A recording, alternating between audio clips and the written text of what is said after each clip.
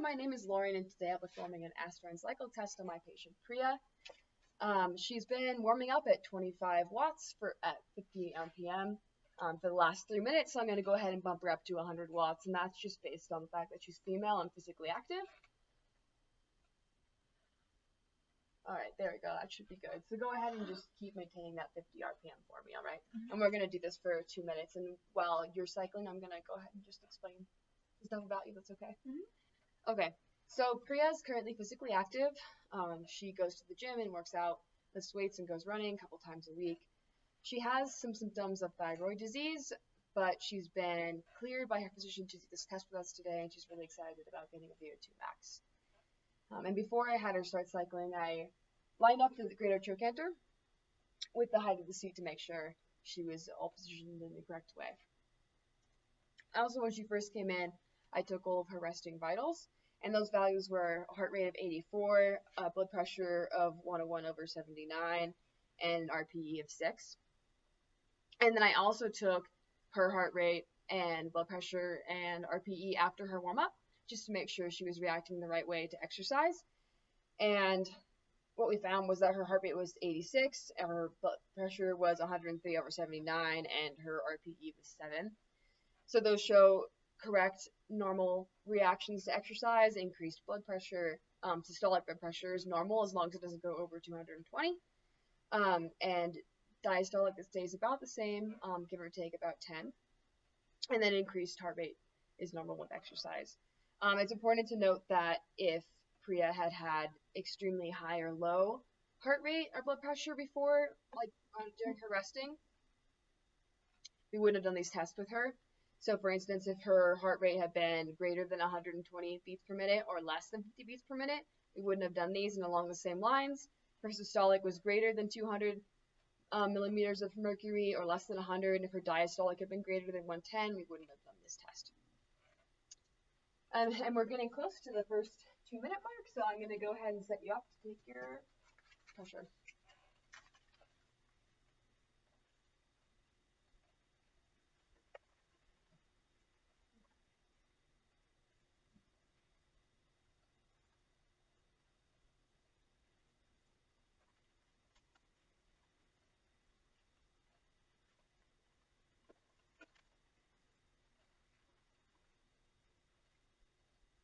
Go ahead and rest your arm right here on my shoulder.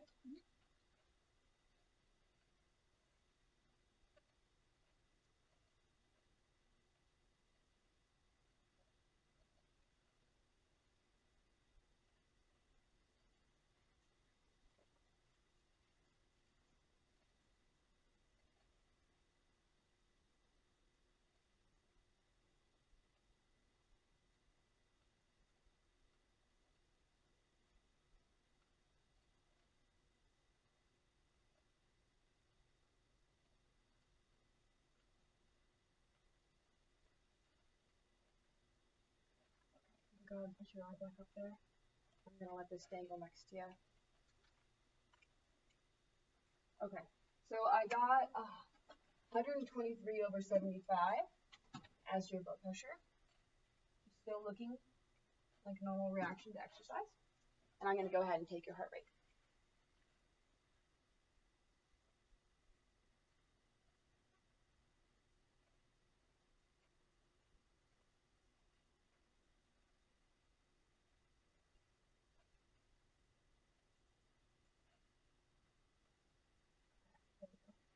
I get 120 beats per minute, which puts you within your target heart rate zone, which is 60 to 85% of your max heart rate, and which is equivalent to 115 to 164 beats per minute, which means you're right at where we want you. So we're going to have you continue at the speed for the next 3 minutes. But before that, you could go ahead and give me your perceived exertion rate based on this scale. 12. Okay. 12. Okay. So let's see. You've been going for about 1.5 minutes. So we're just gonna wait for a little bit. How are you feeling? Yeah. Okay. All right. All right. It's a little hard. Yeah, that's normal. But it's important that you make sure you let me know if you have any dizziness or nausea or trouble breathing, that sort of thing. It looks like you're tolerating everything fine. Like your skin doesn't look discolored. You seem to be doing all right. So I'm not concerned. But just so you know, let me know. Um, have you done one of these tests before? Fun stuff. A long time ago, yeah. A long time ago. Okay, so your VO2 max is probably different than it was before. Who knows? We'll see. This is the fun excitement, you know? Okay.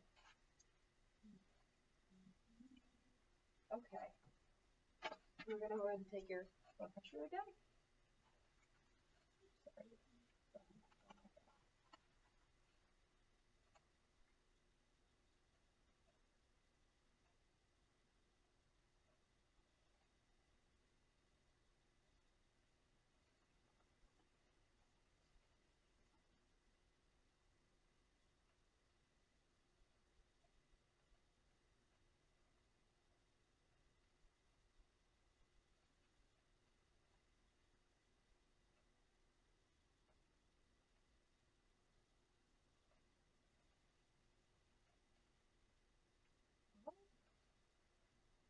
I get 125/76.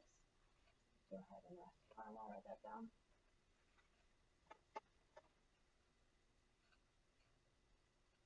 Okay. I'm gonna take your heart rate.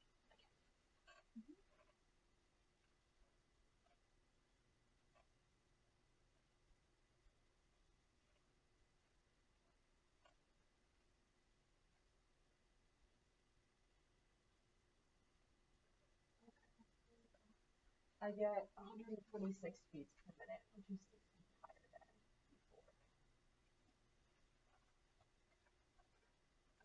And what is your perceived rate of exertion?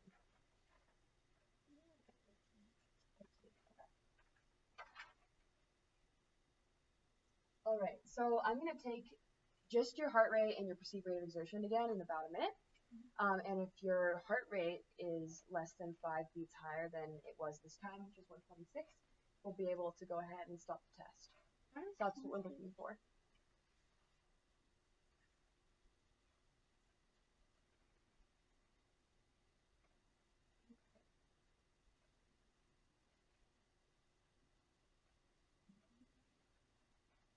All right, I'm going to go ahead and start keeping this.